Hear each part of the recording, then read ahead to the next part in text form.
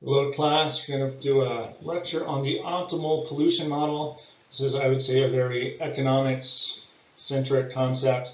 If you are a diehard conservationist, if you're probably in any other field, the idea that there's some right amount of pollution probably seems relatively absurd. But in economics, because we have to know what the cost and benefits of an environmental policy are for just for economic analysis, this becomes a pretty crucial problem. So if you're looking in the text you can look at optimal pollution model, and there's a little bit more description. I highly recommend you read that. And I'm just going to go through the basics, present a little bit of an example in this lecture. Um, on our minds today, certainly it's sort of the idea of optimal pollution model or optimal deaths can certainly be discussed in this context of coronavirus. And about 6 months ago, maybe, President Trump made the comment of that the cure cannot be worse than the problem itself.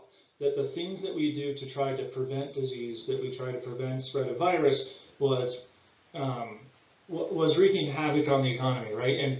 And the amount of trade-off between essentially being open or rapid shutdown of the economy and deaths is perversely or whatever a fundamentally economic question. So what is the right amount of deaths from COVID-19? Because there's going to be some people that get sick. Just earlier today, I read an email that folks in a couple dorms on campus are being quarantined right now. There's massive restrictions and movement for 18 to 20-year-olds, 18 to 22-year-olds, I think, in Boulder. Yeah, and how do we know how much is enough? And it's not just COVID-19. So it moves into worlds of arsenic in drinking water. We can't make the drinking water that we serve entirely pure. So somewhere along the spectrum, we decide how much arsenic is in there, how it tastes, how much of other sort of nutrients and contaminants might get into the average consumer. And it's extremely costly to at some point get those numbers lower and lower. So we're going to ask ourselves, when should we stop? How much is enough? So with that, the basics of the model looks something like this. So we have dollars on the y-axis and treatment or abatement on the x-axis. So treatment, abatement is how much effort we're going to do to reduce pollution, okay, to reduce illnesses, to reduce whatever, to the effects of some sort of contaminant. So this is the level of treatment and abatement. And as a treatment goes up, as abatement goes up, output has to fall, or output rather will fall, right? If there was absolutely no trade-offs between treatment and abatement and output, it wouldn't be an economic question. If there was no trade-offs, we would just do it. If we could have healthier people, if we could have cleaner drinking water without sacrificing some sort of economic activity, we would just do it, all right? So this is a fundamental concept within economics. If you remember from that first lecture, we defined economics as the science of allocating scarce resources. So if something's not scarce, if there's not a trade-off, it's not an economic question. So we're going to assume that the more you treat, the more you abate, cost will rise. Okay, sometimes we might assume that it's constant, that for every unit of treatment, maybe that cost is constant, but for the purposes here, to get cleaner and cleaner water is going to be more and more costly. Specifically, that marginal cost is going to be increasing. So costs are going to increase at an increasing rate. And the reason we do that is because generally we do the easy stuff first. So if you're looking for something like clean water, we can do some relatively basic parts of treatment. We can draw from cleaner sources of water. We can do a bunch of things that are relatively affordable, certainly on this aggregate scale.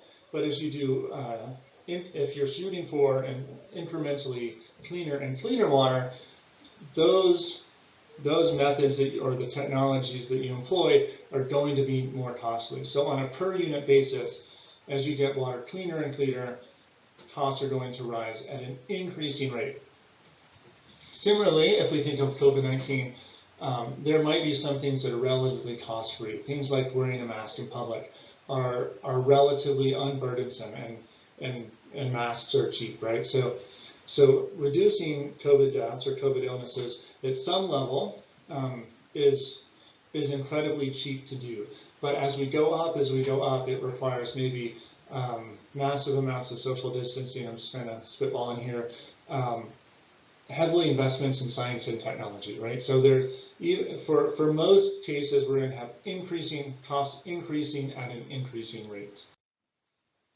I'm going to do so for the base a lot of this is around a COVID-19 example, and look at specifically some of the earlier discussions around social distancing. So I've replaced some of the axes. So in this case, abatement or treating is essentially days of social distancing.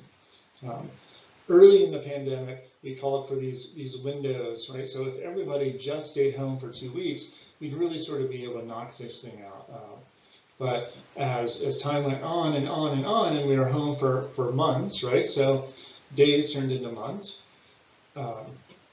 We saw essentially the economy slow down. GDP throughout the world really started to slow down, and we were threatening recession. I don't remember if we ever got there. Yeah, I don't remember, but so those last parts of, or as we continue, we threaten at least recession and massive amounts of GDP loss. If you are home with a family, certainly as a parent, there's a lot of discussion about now that everyone is homeschooling, just sort of, even if you took the dollar value off the y-axis and talked about sort of discomfort, right? Being home with family for days on end, being home for 2 weeks is relatively tolerable, but being home with your family sometimes for 3 or 4 months can be a bit tough. So you can think of it in those terms too, right? The early days were super fun. Everyone, not super fun, but at least for me, I enjoyed the time with family. I enjoy this slower pace. But after months, you know, you kind of get over it. So if abatement costs are increasing with treatment, damages must be going down. This is the whole point. So total damages from COVID-19 go down with as we increase days of social distancing, as we increase efforts essentially to reduce the spread. The whole point is to reduce damages. This is why we do it. So they must be falling, and generally they're falling at a decreasing rate. So often those damages kind of flatten out for sort of the same reason costs go up. The more and more we do, we see relatively strong impacts at first, and those benefits decline kind of with the effort. You know, staying home for 3 years probably doesn't have much more marginal effect anyway than staying home for 2 years, right? So on these extreme versions, that marginal effect is relatively flat. And if you remember, margin is the slope, the steepness of the total effect. So this graph is showing total costs and total damages or reduced damages, and those tend to kind of flatten out over time. So again, we can replace a couple of these graphs. You can think of the total cost of abatement as something like deaths, or equally morbidity. So mortality is sort of that loss of life. Morbidity might be that loss of life quality or days sick. If anyone, my guess is eventually someone in this class will have to kind of quarantine at home or isolate themselves in the dorms or stuff like that. You know, this loss of health is equally valid. So those figures should be declining over time. And the whole discussion early on, at least, was about flattening the curve and sort of spreading that stuff out, reducing the mortality rate and the morbidity rate so that the healthcare system can catch up. So, yeah, and if you want, you can take total costs off and replace it with something like unemployment or mental health or loss of education. So if you would agree that Online learning, as awesome as I hope it is for you, at least this class, it doesn't beat often the in-person interaction that you would have. So you can replace these axes with almost anything you want, as long as there's sort of a cost and a benefit. So if this is what our optimal pollution model, or the start of our optimal pollution model, looks like for a COVID example, so I've cleaned it up a little bit here. What we're going to do is we're going to look at something called, sometimes it's called the loss plus cost. So often we want to minimize the loss or the damages, as well as the cost of the policy. So if we add these two lines together, we get total cost. So on the very far, on the left side of the x-axis, most of the cost for very few days of social distancing comes from the deaths or the mortality, the morbidity associated with relatively little done on the sort of the COVID front. But the cost of the policy is relatively low. There's not a cost on mental health if we're not doing anything essentially for social distancing. Of course, the story is more complicated. If you're dealing with that, there's a mental health issue in that, and that's not what I'm talking about here. I'm talking about just sort of your personal mental health associated with, say, staying at home. Well, as you move across the x-axis, so as you move to the right, deaths start to to go down, but that mental health aspect, that sort of friends and family or family, I guess, or people in your sort of living unit start to get on your nerves. Your mental health aspect, the idea that you can't go out and recreate or socialize like you used to, is likely to go up. So the cost from mortality is going down. At the same time, the cost of mental health is going up. So adding the orange and blue curves together, you get this U-shaped dotted curve. That's the total cost. So first, I'm going to point out that the total cost, the minimum of the total cost, which will be our objective, we want to minimize the total costs of a policy or an action or a period of our lives. We want to minimize that total cost. It is not at the intersection. So if I ever asked you to draw this line or this model, and you show the minimum of the total cost curve at the same point of those intersections, that's not true. Just mostly because of the way the curves interact, the minimum of the total cost is likely to be to the left of the intersection of those lines. And so the minimum of the total cost is going to be to the left of the intersection for, if anyone's had, you probably see this mostly in calculus, but I'm going to pause for a second to give you a chance to guess why. Why isn't the minimum at the intersection? The minimum is not at the intersection. The minimum of the total cost curve is where those slopes are equal. So if instead of drawing total cost and total benefits or total damage lines here, we had a marginal benefit and marginal cost.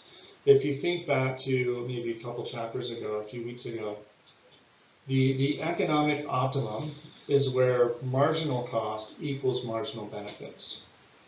And the marginals are the slopes of the totals.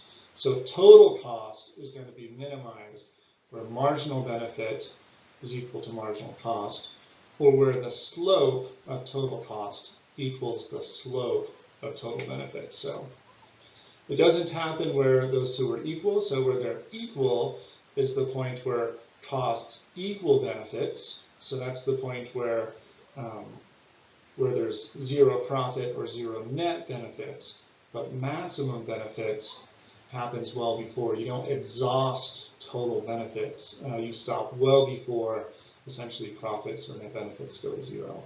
So before those lines intersect. One question, how do we measure the benefits associated with this? We measure the benefits associated with some of this through something called the value of statistical life. EPA does this a ton, and they put they put sort of this price tag on, not in actual life or loss of life, but a statistical life. The idea that we make choices that put our lives in risk, and economists try to value those trade-offs. So, how much would you be willing to take, for example, to work a dangerous job? So, folks on oil and gas wells, especially in the Gulf of Mexico or offshore drilling that I'm familiar with, wages are relatively high because it's a relatively strenuous but also relatively dangerous job. There's lots of dangerous jobs that have this premium. For firefighters or in the military, if you're put in, if you're in this combat, there might be a hazard pay. So if people are willing to accept money for dangerous jobs, then there must be some sort of trade-off. There must be a willingness to accept some level of income in exchange for at least probability of death or of illness. Again, at the beginning of a lot of COVID, there was discussion about the postal workers earning hazard pay. There were fast food workers that were sort of on strike or pushing for fast food workers to have hazard pay. These essential workers that were still working in March and April and May, having them receive a bit more compensation to pay off for this sort of hazardous duty. An interesting part of some of this discussion is there wasn't this, we very rarely, I suppose, said that these people should not be working. We didn't say let's stop postal service. What we said is postal workers should be paid more. So even as consumers of the product, of these essential services, of things like fast food, we never said that we should close down fast food restaurants. We never said that we should stop delivering mail, despite the fact that we believe that it increased the likelihood of death. What we said is we should pay them more. So even as consumers, we recognize this idea of essentially a value of statistical life.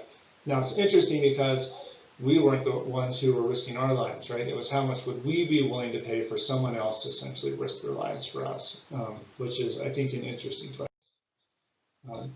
How does the EPA do this? So I would, if you're really interested in this, you should search on EPA's calculations of value of statistical life.